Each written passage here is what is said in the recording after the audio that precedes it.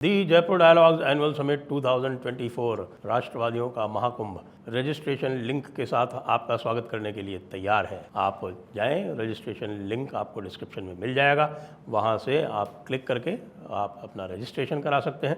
सुधांशु त्रिवेदी जी, इधर आप देख रहे हैं माधवी लता जी और डॉक्टर आनंद रंगनाथन भी होंगे, इसमें विष्णु शंकर जैन भी होंगे।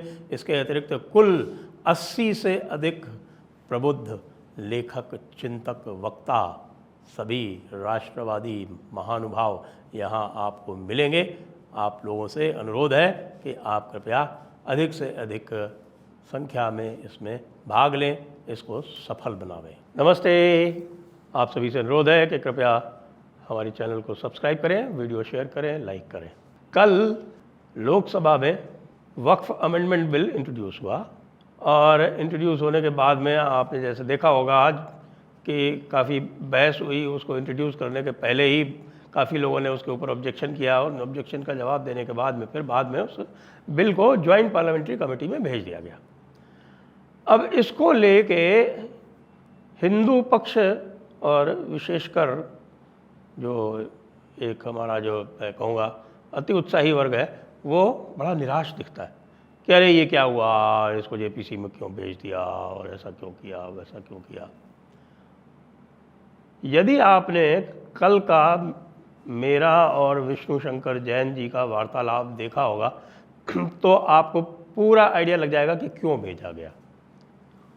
क्योंकि जब ये बिल आया तब हम सभी ने, जिन्होंने वक्फ एक्ट के विरुद्ध कानूनी लड़ाई लड़ी थी, आपको पता है कि हाई कोर्ट में विष्णु जैन जी ने भी याचिका दायर कर रखी है, अश्विनी उपाध्याय जी ने भी कर रखी है, मैंने भी की थी। मेरी वाली तो डिसमिस हो गई क्योंकि हमारे जज साहब जो थे वो बहुत ही खफा हो गए कि आप लोग जो हैं वो नॉन सेक्युलर होते जा रहे हैं और धमकी दे दी कि भाई 5 लाख रुपए का आपके ऊपर जुर्माना इत्यादि लगा देंगे। तो फिर आगे जाने की कोई आवश्यकता इसलिए नहीं थी क्योंकि लगभग 100 से अधिक पिटिशन जो है वो पूरे भारत में लग गई थी।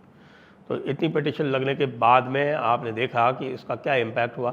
इसका इम्पैक्ट ये हुआ कि भारत सरकार को इसे सीरियसली लेना पड़ा, क्योंकि सुप्रीम कोर्ट में, हाई कोर्ट में, सभी जगह ये बार बार ये कहा जा रहा था कि भाई इनको कंसोलिडेट करिए और केंद्र सरकार इनको कंसोलिडेट करके और सुप्रीम कोर्ट में लाए। केंद्र सरकार के पास ही इन्फॉर्मेशन है कि उनके विरुद्ध कितनी सारी पिटिशन्स हो गई, इतनी सारी पिटिशन्स हो गई थी कि उनके लिए समस्या होती जा रही थी।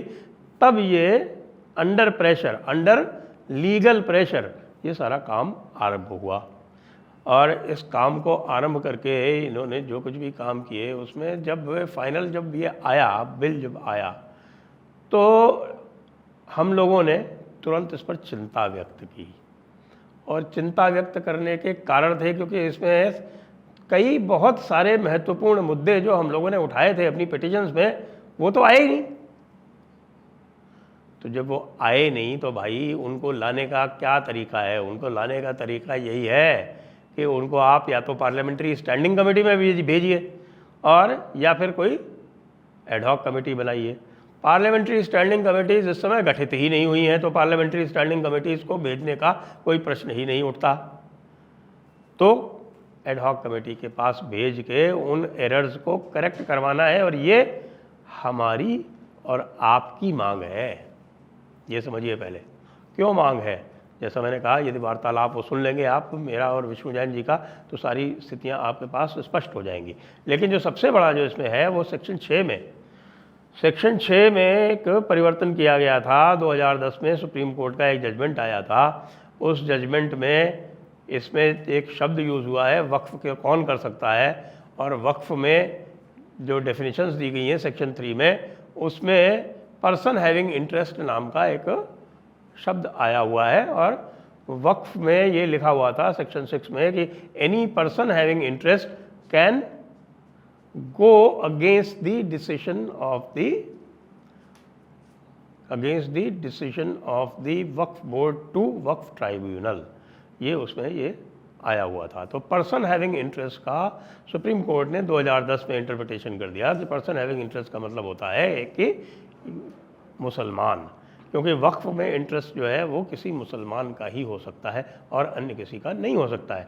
तो जो पर्सन हैविंग इंटरेस्ट है वो तो जाएगा ट्रिब्यूनल में और जो पर्सन हैविंग इंटरेस्ट नहीं है, जो दूसरा कोई है, वो जाएगा सिविल कोर्ट में। अच्छा, लोग क्यों नहीं जाना चाहते थे ट्राइब्यूनल में? ट्राइब्यूनल में इसलिए नहीं जाना चाहते थे कि वो पूरी तरह से मुस्लिम लोडेड था। उसमें एक मुस्लिम लॉ का जानकार सदस्य जो एक कोई मुल्ला मौलाना हुआ करता था, वो सदैव उस ट्राइब्यूनल पे बैठता था और वो इन्फ्लुएंस करता था ट्राइब्यूनल को। बाकी ट्राइब्यूनल में जुडिशल सर्विस का एक मेंबर और एक जॉइंट सेक्रेटरी लेवल का एक ऑफिसर, ये तो होते थे, लेकिन वो भी होता था ट्राइब्यूनल में। और ट्राइब्यूनल जो था वो लचर था इन द सेंस कि उसमें ये भी प्रावधान था कि वो स्टे नहीं दे सकता। ट्राइब्यूनल में ये भी प्रावधान था कि भाई उसके 1 महीने का ही उसमें पीरियड था कि 1 महीने के अंदर अंदर आप उसमें जा सकते थे ट्राइब्यूनल में अपनी पिटीशन लेके, और ट्राइब्यूनल का कोई लिमिटेशन नहीं था कि कब वो निर्णय देगा। तो वो पूरी तरह से हिंदुओं के खिलाफ था। 2010 के बाद में हिंदू इससे अलग हो गए थे तो शांति हो गई थी। लेकिन जब 2013 में अमेंडमेंट हुआ तो 2013 में अमेंडमेंट करके इन्होंने पर्सन हैविंग इंटरेस्ट को चेंज करके कह दिया any aggrieved person. Any aggrieved person का मतलब, एनी एग्रीव्ड पर्सन का मतलब कोई भी का मतलब नॉन मुस्लिम भी, नॉन मुस्लिम्स को भी उसमें इंक्लूड कर लिया गया। क्यों कर लिया गया? क्योंकि पूरे 1995 एक्ट की और 2013 के संशोधनों की जो स्कीम थी वो पूरी तरह से इस प्रकार थी कि किसी की भी ज़मीन पर ये सर्वे करके और उसका डिक्लेरेशन कर सकते हैं, या बीच में इंटरिम सर्वे करके सेक्शन 40 में और उसको डिक्लेयर कर सकते हैं, और डिक्लेरेशन के माध्यम से ही सब कुछ होता रहे। तो इसलिए ये आवश्यक था कि हम लोग ये इसको चाहते थे, मैं भी, विष्णु जी भी, अश्विनी जी भी, ये सारे लोग ये चाहते थे कि ये पार्लियामेंट्री कमेटी में जाए। अब पार्लियामेंट्री कमेटी में कुछ लोग जो हैं ये इस प्रकार के बातें कर रहे हैं कि साहब कि इससे जो है ये ऑपोजिशन ठंडा रहेगा। ऑपोजिशन कोई ठंडा वंडा नहीं रहने वाला। ऑपोजिशन तो उसी प्रकार से बकवास करेगा जैसे आज वो कर रहे थे। जिस प्रकार से अखिलेश यादव खड़े होकर बोल रहे थे कि ये अपीजमेंट के लिए किया जा रहा है, जिस तरह से ओवैसी खड़े होकर बोल रहे थे कि ये मुसलमानों को एक तरह से बंधुआ बनाने का एक इंतज़ाम है, या वो मौलाना खड़ा होकर बोल रहा था, जो ये आपके नदवी है रामपुर वाला, वो खड़ा होकर बोल रहा था कि जो मुसलमान जो हैं वो अपना ही काम करेंगे, यहाँ पर आप नॉन मुस्लिम को कैसे ऐड कर सकते हो। ये सारी बातें जो है ये तो आप सोचते हैं कि ये पार्लियामेंट्री कमेटी में नहीं बोलेंगे, वो वहाँ भी यही बोलेंगे। वो मसला है ही नहीं।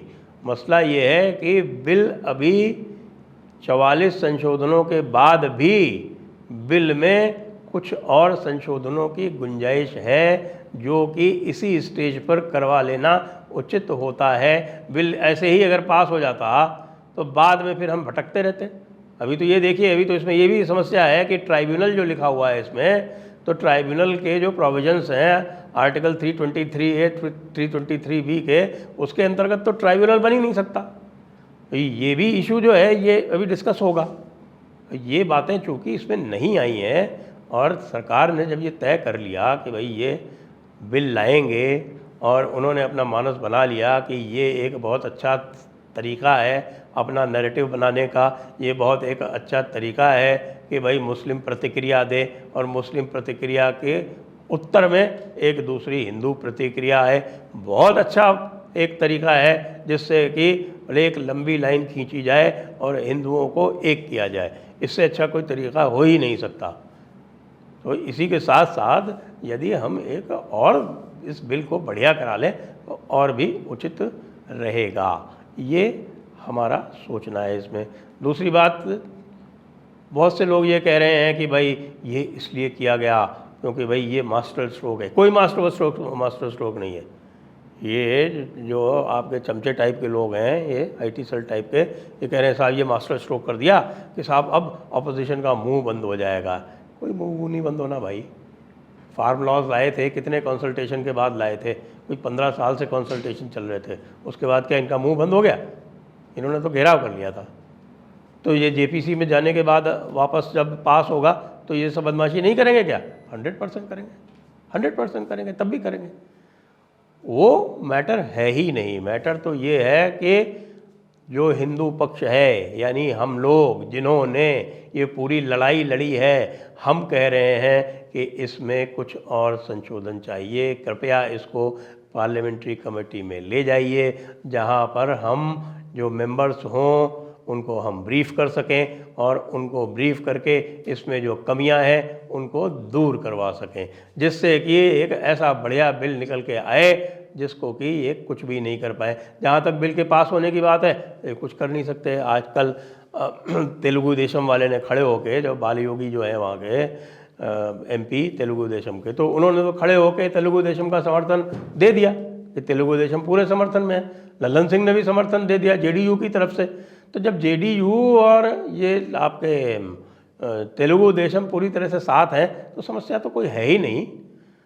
ये अवश्य है कि हमें ये दबाव बना के रखना पड़ेगा कि भाई इसको 3-4-6 महीने से ज़्यादा ना टांगा जाए, 3-4-6 महीने के अंदर अंदर इसको फाइनल करके और इसको पास करवा दिया जाए। लेकिन जिस शेप में अभी ये है, इसमें अभी ये पास होने लायक नहीं है। जय हिंद, जय भारत, वंदे मातरम।